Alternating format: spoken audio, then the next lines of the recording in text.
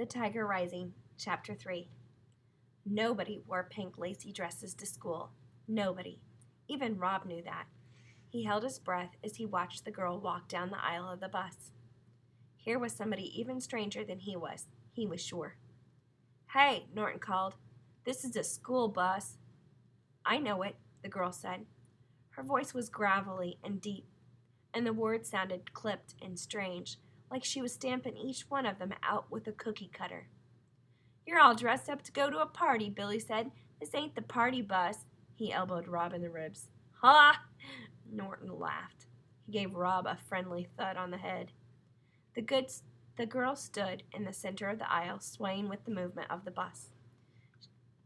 She stared at them. "It's not my fault you don't have good clothes," she said finally.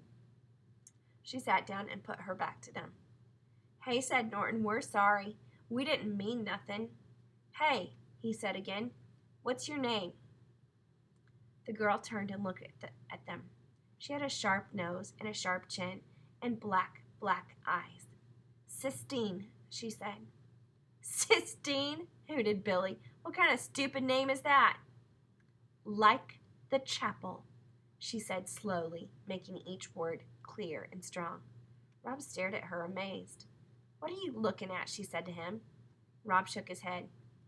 "Yeah," said Norton. He cuffed Rob on the ear. "What are you staring at, disease boy? Come on," he said to Billy. And together they swaggered up the aisle of the bus and sat in the seat behind the new girl. They whispered things to her, but Rob couldn't hear what they were saying. He thought about the Sistine Chapel. He had seen a picture of it in the big art book that Mrs. Dupree kept on a small shelf behind her desk in the library. The pages of the book were slick and shiny, and each picture made Rob feel cool and sweet inside, like a drink of water on a hot day. Mrs. Dupree let Rob look at the book because he was quiet and good in the library. It was her reward to him. In the book, the picture from the ceiling of the Sistine Chapel showed God reaching out and touching Adam. It was like they were playing a game of tag, like God was making Adam it. It was a beautiful picture. Rob looked out the window at the gray rain and the gray sky and the gray highway. He thought about the tiger.